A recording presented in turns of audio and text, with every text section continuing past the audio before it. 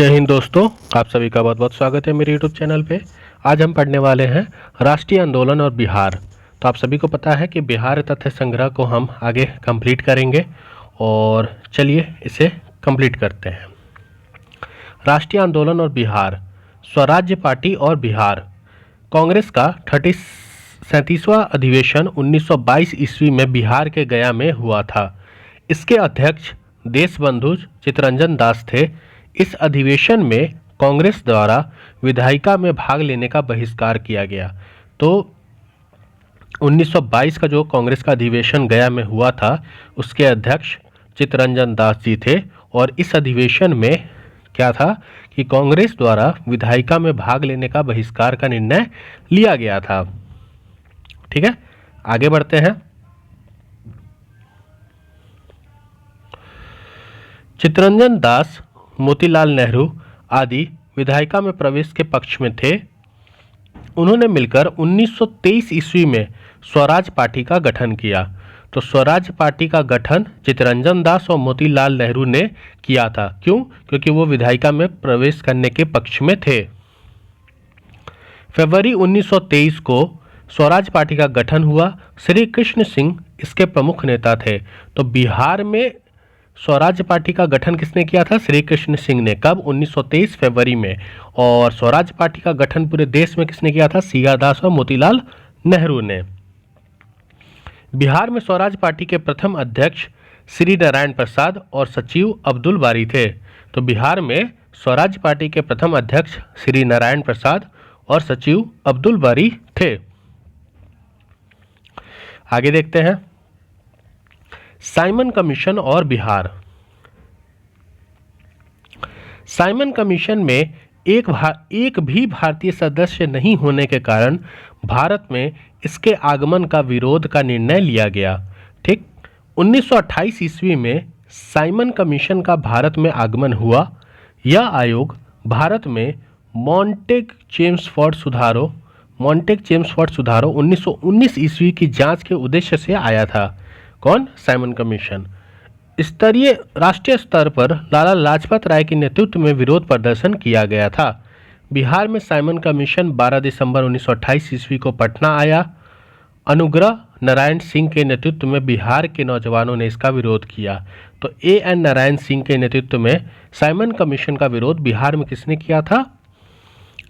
अनुराग नारायण सिंह के नेतृत्व में बिहार में साइमन कमीशन का विरोध किया गया था। ठीक है, बाकी साइमन कमीशन 1928 में आया था और ये जो मॉन्टेग्यू चेम्सफोर्ड है उसके सुधारों की जांच के उद्देश्य से यह भारत आया था। इसका विरोध इसलिए हो रहा था क्योंकि इसमें एक भी भारतीय सदस्य नहीं था। अब बात करते हैं हम बिहार सोशलिस्ट पार्टी की। बिहार सोशलिस्ट पार्टी 1931 ईस्वी में गंगा शरण सिन्हा, रामानंद मिश्रा, रामवृक्ष बेनपुरी आदि ने बिहार सोशलिस्ट पार्टी नामक संगठन स्थापित किया। तो बिहार सोशलिस्ट पार्टी कब स्थापित हुई थी? 1931 ईस्वी में। किसके द्वारा? गंगा शरण सिन्हा, रामानंद मिश्रा और रामवृक्ष बेनपुरी के द्वारा। 1934 में पटना में अनुमंजन इस्लामिया हॉल में बिहार सोशलिस्ट पार्टी की औपचारिक स्थापना हुई थी। अध्यक्ष आचार्य श्री नरेंद्र देव और सचिव जे प्रकाश नारायण थे।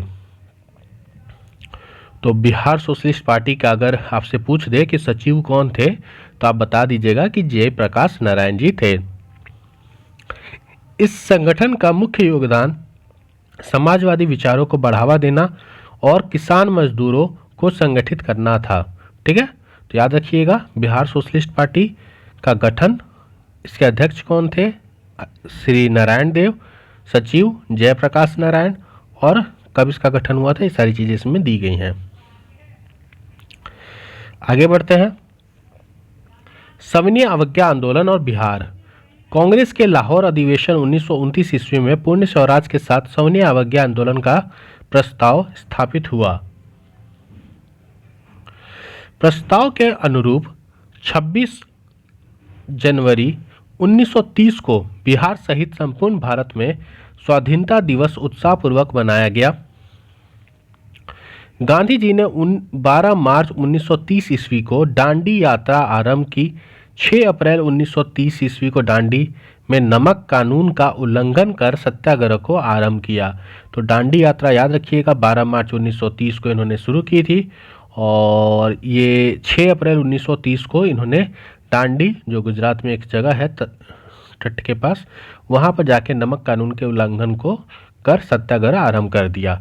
बिहार में नमक सत्याग्रह का आरंभ 15 अप्रैल को चंपारण और सारण जिला में नमकीन मिट्टी से नमक बनाकर किया गया। ठीक है। सविनय अवज्ञा आंदोलन के दौरान बिहार में विदेशी वस्त्रों और शराब की दुकानों का विरोध किया गया। 1930 मई 1930 ईस्वी में स्वदेशी लीग की स्थापना हुई, जिसे अध्यक्ष अली इमाम थे। तो स्वदेशी लीग की स्थापना 1930 ईस्वी में होती है और इसकी अध्यक्ष कौन थे? सर अली इमाम। इस आंदोलन के दौरान छपरा जेल में कैदियों ने विदेशी वस्त्रों का बहिष्कार किया और नंगी हड़ताल शुरू की।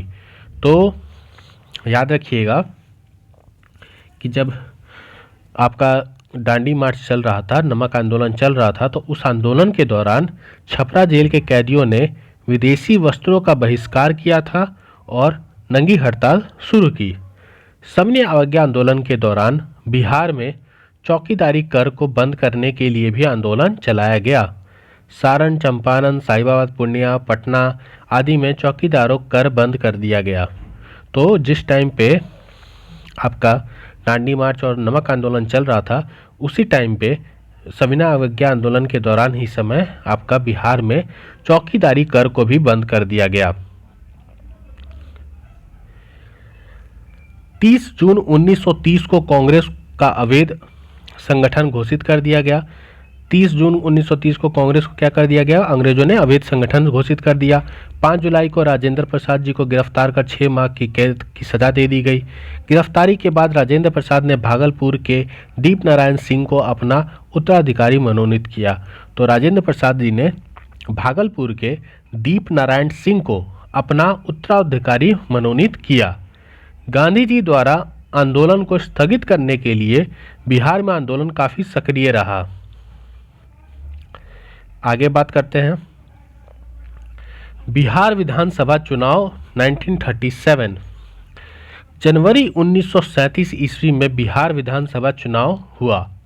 चुनाव में 152 स्थानों में 107 पर कांग्रेस ने चुनाव लड़ा। 98 स्थानों पर विजयी हुए।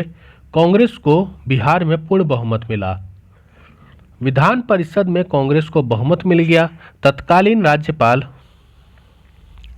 M.G. हेलेट ने कांग्रेस विधायक दल के नेता श्री कृष्ण सिंह को सरकार बनाने का निमंत्रण दिया। राज्यपाल द्वारा वैधानिक कार्यों के हस्तक्षेप नहीं करने के आश्वासन नहीं देने पर कृष्ण सिंह ने सरकार बनाने से इनकार कर दिया। तो कृष्ण सिंह जी ने सरकार बनाने से इनकार इसलिए कर दिया क्योंकि इन्होंने कहा था कि आप वैधानिक कार्यों में हस्तक्षेप नहीं करेंगे, और उस टाइम पे राज्यपाल अंग्रेजों द्वारा बनाए जाते थे जो कामों में हस्तक्षेप करते थे। उनके उपरांत राज्यपाल ने दूसरी बड़ी पार्टी जो थी इंडिपेंडेंट पार्टी के नेता मोहम्मद यूनिस को सरकार बनाने के लिए आमंत्रित किया, क्योंकि इन्होंने सरकार बनाने से इनकार कर दिया था। मोहम्मद यूनिस के नेतृत्व में बिहार में पहली अंतरिम मंत्रिमंडल 1 अप्रैल 1937 को गठित हुआ, क्योंकि श्री कृष्ण जी ने मना कर दिया था कि सिंह ने कि हम नहीं बनाएंगे सरकार।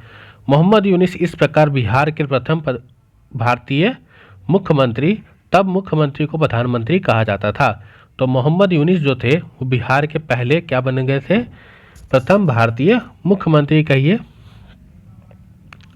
या फिर प्रधानमंत्री कहिए, जो ठीक है। कांग्रेस द्वारा सरकार बनाने के निर्णय के बाद मोहम्मद यूनिस ने अंतरिम मंत्रिमंडल से त्यागपत्र दे दिया। अब जब कांग्रेस ने कहा कि हम सरकार बनाएंगे, तो मोहम्मद यूनिस ने क्या कर दिया? जो अंतरिम इनकी मंत्रिमंडल बनी थी उससे त्यागपत्र दे दिया। और 20 जुलाई 1937 को श्री कृष्ण सिंह के नेतृत्व में बिहार में प्रथम कांग्रेस मंत्रिमंडल का गठन हुआ। तो बिहार में प्रथम कांग्रेस मंत्रिमंडल का गठन श्री कृष्ण के नेतृत्व में 20 जुलाई 1937 ईस्वी को होता है। श्री कृष्ण बिहार के प्रथम कांग्रेसी मुख्यमंत्री बने। रामदयालु सिंह बिहार के विधानसभा के अध्यक्ष बने। कौन? रामदयालु सिंह। प्रोफेसर अब्दुल बारी बिहार के विधानसभा के उपाध्यक्ष निर्वाचित किए गए। द्वितीय विश्व युद्ध के बाद युद्ध में भारत को शामिल करने के विरोध में बिहार के श्री कृष्ण सिंह ने 31 अक्टूबर 1939 को त्यागपत्र दे दिया। अब देखिए, द्वितीय विश्व युद्ध हो रहा था, भारत जो था वो सपोर्ट नहीं कर रहा था ब्रिटेन को, लेकिन जो ब्रिटेन के लोग थे उन्होंने, ब्रिटेन ने ऐलान कर दिया 1939 में ही कि भारत क्या कर रहा है, हमें सपोर्ट कर रहा है। और इसी के विरोध में बिहार में श्री कृष्ण सिंह जी ने क्या कर दिया, त्यागपत्र दे दिया।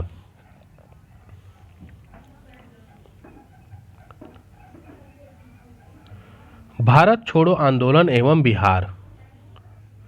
क्रिप्स मिशन की असफलता के बाद राष्ट्रीय स्तर पर 8 अगस्त 1942 ईस्वी को कांग्रेस द्वारा भारत छोड़ो आंदोलन प्रारंभ किया गया। गांधी जी ने करो या मरो का नारा दिया। तो जो भारत छोड़ो आंदोलन और बिहार क्रिप्स मिशन जब आया था 1942 में, उस टाइम पर कांग्रेस के द्वारा भारत छोड़ो आंदोलन प्रारंभ किया गया और गांधी जी ने करो या मरो का नारा दिया। 9 अगस्त को कांग्रेस के प्रमुख नेताओं को गिरफ्तार कर लिया गया और बिहार में राजेंद्र प्रसाद को गिरफ्तार कर बांकीपुर जेल भेज दिया गया। बलदेव सहाय ने अंग्रेजों द्वारा कांग्रेस के प्रमुख नेता की गिरफ्तारी के विरोध में महाधिवक्ता के पद से इस्तीफा दे दिया। तो महाधिवक्ता के पद से इस्तीफा दे दिया था बलदेव सहाय ने। आगे देखते हैं।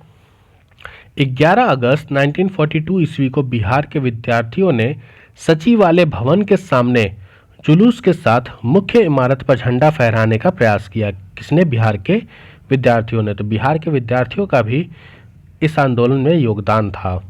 पटना के तत्कालीन जिलाधिकारी WG आचार्य के आदेश पर पुलिस ने गोलियां चलाई।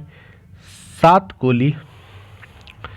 छात्र गोली कांड में शहीद हो गए और अनेक छात्र गंभीर रूप से घायल हो गए। तो कौन था ये पटना का जिलाधिकारी? आचार्य। उमाकांत सिन्हा, रामानंद सिन्हा, सतीश प्रसाद झा, राजेंद्र सिंह, राम गोविंद सिंह, देवपाल चौधरी और जगदीप कुमार इस गोलीकांड में शहीद हो गए। ये आपको इतना याद करने की जरूरत नहीं है। स्वतंत्रता प्राप्ति के बाद सचिवालय के सामने 7 शहीद स्मारक स्थापित किया गया। इसका शिलान्यास बिहार के प्रथम राज्यपाल जयाराम दौलत राम ने किया, जबकि औपचारिक अनिवार्य देश के प्रथम राष्ट्रपति डॉक्टर राजेंद्र प्रसाद ने 1956 में किया था। तो देखिए, नाम आपको वैसे याद करने की जरूरत नहीं है। ये 7 छात्र थे जिन्होंने अपना बलिदान या शहीद हुए थे। तो इन्हीं के शहीद स्मारक बना हुआ है। कहाँ पर? बिहार जो सचिवालय है उसके सामने। ठीक है, आगे बढ़ते हैं हम। 12 अगस्त 1942 को सचिवालय गोलीकांड के विरोध में पटना में पूर्ण हड़ताल रही। भारत छोड़ो आंदोलन के दौरान नेपाल में आजाद दस्ता का अखिल भारतीय केंद्र संगठित हुआ। इस गठन सरकार के विरुद्ध में तोड़फोड़ की कार्रवाई, संचार साधनों का नष्ट करने आदि के उद्देश्य से किया गया। किसका? आजाद दस्ता का। आजाद दस्ता के जो संस्थापक थे वो जयप्रकाश नारायण जी थे। उन्हें गिरफ्तार कर हजारीबाग जेल में रखा गया। 9 नवंबर 1942 को दिवाली की रात में वह अपने 5 साथियों के साथ क्या करते हैं? जेल की दीवार को फांदकर भाग जाते हैं। कौन? जयप्रकाश नारायण जी, हजारीबाग जेल से। नेपाल में आजाद दस्ता का परिसरण शिवर राजविलास जंगल में गठित हुआ। इसमें बिहार के युवाओं को छापमार युद्ध और अग्नि अस्त्रों को चलाने की शिक्षा दी गई। इसके निर्देशक सरदार नित्यानंद सिंह थे।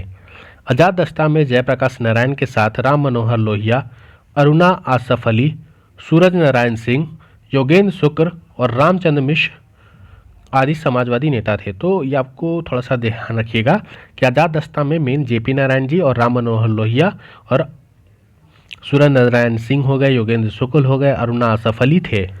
आजाद दस्ता के रेडियो प्रचार का दायित्व राम मनोहर लोहिया पर था। तो आजाद दस्ता के रेडियो प्रचार का दायित्व किस पे था? राम मनोहर लोहिया पर था। 1943 ईस्वी के मध्य तक सभी प्रमुख नेताओं को गिरफ्तार कर लिया गया तथा आजाद दस्ता का प्रेस शीतल पड़ गया। सारे नेताओं को गिरफ्तार कर लिया गया था। भारत छोड़ो आंदोलन के दौरान बिहार के छात्रों ने ट्रेन पर कब्जा कर स्वराज ट्रेन नाम से चलाया। तो भारत छोड़ो आंदोलन के दौरान बिहार के छात्रों ने ट्रेन पर कब्जा कर स्वराज ट्रेन नाम से चलाया। सीवान में थाने पर राष्ट्रीय झंडा फहराने की कोशिश में फुलेना प्रसाद श्रीवास्तव पुलिस की गोलियों के शिकार हो गए। भारत छोड़ो आंदोलन में बिहार का मुख्य केंद्र गांधी मैदान था। 1942 ईस्वी में इसका नाम पटना लॉन्च था। बाद में 1948 ईस्वी में इसका नाम गांधी मैदान रखा गया। तो पहले इसका नाम पटना लॉन्च था, बाद में इसका नाम 1948 में गांधी मैदान रखा गया। भारत छोड़ो आंदोलन में बिहार में 1500 से अधिक व्यक्ति बंदी बनाए गए। इतनों को सजा मिली, इतने शहीद हुए, इतने व्यक्ति घायल हुए। ठीक है। पृथक बिहार और राज्य का गठन। पृथक बिहार राज्य के गठन का श्रेय सच्चिदानंद सिन्हा को जाता है। तो पृथक बिहार राज्य का गठन का श्रेय सच्चिदानंद सिन्हा को जाता है। इन्होंने महेश नारायण, श्री कृष्ण सहाय एवं नंद किशोर लाल के साथ मिलकर 1894 ईस्वी में बिहार टाइम्स और बिहार समाचार पत्र निकालना प्रारंभ किया। तो ये पूछता है क्वेश्चन कि बिहार टाइम्स और बिहारी समाचार पत्र किसने निकालना प्रारंभ किया था? तो याद रखिएगा, श्री कृष्ण सहाय और नंद किशोर लाल। ठीक है।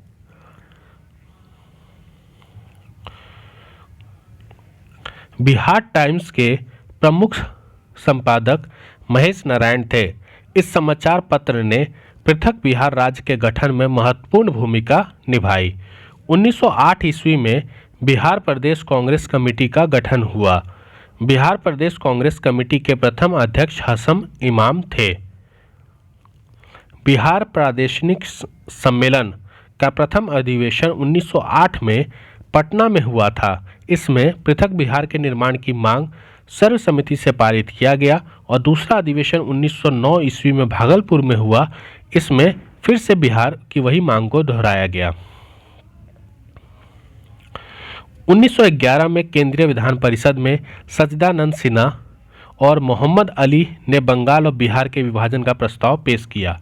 तो 1911 में जो केंद्रीय विधान परिषद थी उसमें सच्चिदानंद सिन्हा और मोहम्मद अली ने बंगाल एवं बिहार के विभाजन का प्रस्ताव पेश किया और 12 दिसंबर 1911 को दिल्ली में आयोजित शाही दरबार में बिहार और उड़ीसा के क्षेत्रों को बंगाल से पृथक एक नए प्रांत के रूप में गठन करने की घोषणा कर दी गई। आधुनिक बिहार से जुड़े कुछ अन्य तथ्य। 1937 ईस्वी में मोहम्मद अली जिन्ना ने बिहार का भ्रमण कर मुस्लिम लीग का प्रचार प्रसार किया। 1938 ईस्वी में अब्दुल कयूम अंसारी ने मोमिन कांग्रेस की स्थापना की। तो मोमिन कांग्रेस की स्थापना अब्दुल कयूम अंसारी ने की थी।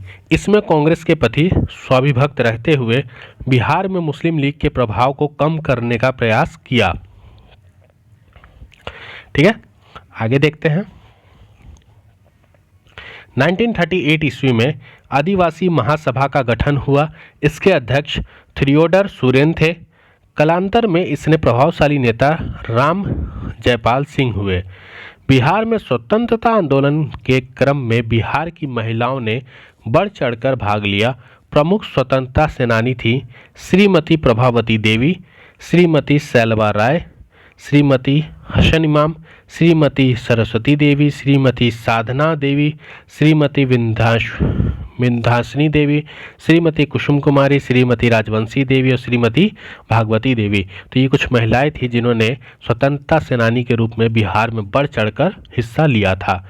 आशा सहाय 1943 में सुभाष चंद्र बोस की आज़ाद हिंद फौज में शामिल हुई और 1946 में जापान से स्वदेश लौटकर उन्होंने महिलाओं का हथियार चलाने का प्रशिक्षण दिया। किसने? आशा सहाय ने। गोविंदपुर गांव के श्री नारायण गोप की पत्नी श्रीमती जीरावती देवी ने 16 अंग्रेज सिपाहियों को गोली मार दी। राष्ट्रीय आंदोलन के प्रसार में बिहार का साहित्य का भी योगदान रहा। डॉक्टर राजेंद्र प्रसाद ने चंपारण में महात्मा गांधी और खादी का अर्थशास्त्र पुस्तक की रचना की। तो चंपारण में महात्मा गांधी और खादी का अर्थशास्त्र ये बुक किसने लिखा था? तो डॉक्टर राजेंद्र प्रसाद जी ने लिखा था, याद रखिएगा। आगे बढ़ते हैं। पंडित जगन्नाथ प्रसाद चतुर्वेदी ने भारत का वर्तमान दशा और स्वदेशी आंदोलन पुस्तक की रचना की।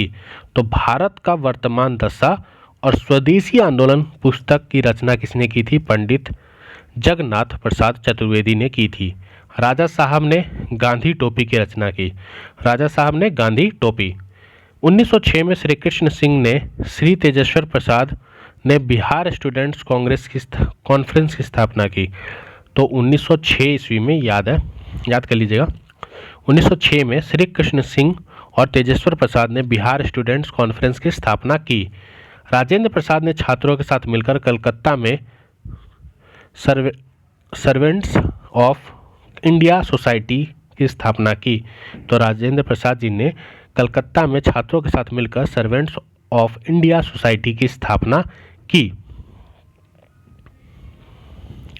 1916 ईस्वी में तत्कालीन शिक्षा सदस्य शंकरन नारायण ने केंद्रीय विधान परिषद में पटना विश्वविद्यालय विधेयक की प्रस्तुत की।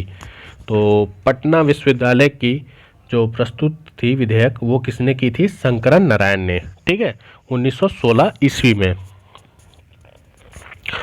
बात करते हैं, अब कुछ ऐतिहासिक घटनाक्रम को एक नज़र देख लेते हैं। तो ये आपका जो ऐतिहासिक घटनाक्रम है ये मैं आपको दिखा देता हूँ, आप देख लीजिए, क्योंकि एक एक करके मैं बताऊंगा तो ये वीडियो बहुत लंबा हो जाएगा। तो मैं धीरे धीरे कर रहा हूँ, आप आराम से इसको अच्छे से देख लीजिए जिससे ये आपके लिए फ़ायदेमंद हो।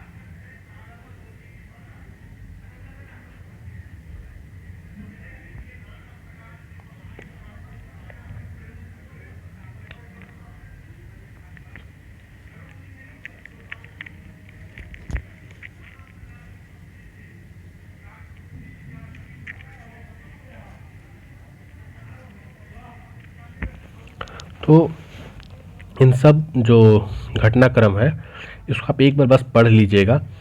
अगर आपने मेरे साथ पूरा बिहार इतिहास अगर अच्छे से देखा है तो आपको किसी प्रकार की दिक्कत नहीं होगी। ठीक है, तो जो हमारी नेक्स्ट क्लास होगी उसमें हम बिहार का भूगोल स्टार्ट करेंगे। तो हमने जो बिहार का इतिहास था पूरी तरीके से ख़त्म कर दिया है। अगर आपको वीडियो अच्छा लगा तो इस चैनल को सब्सक्राइब करें, वीडियो को लाइक करें, शेयर करें और ज़्यादा से ज़्यादा अपने दोस्तों में शेयर करें, जिससे जिनका भी बिहार बीपीएससी का एग्ज़ाम है उनको इस क्लास से फ़ायदा हो। और मिलते हैं अपने नए वीडियो में। जय हिंद।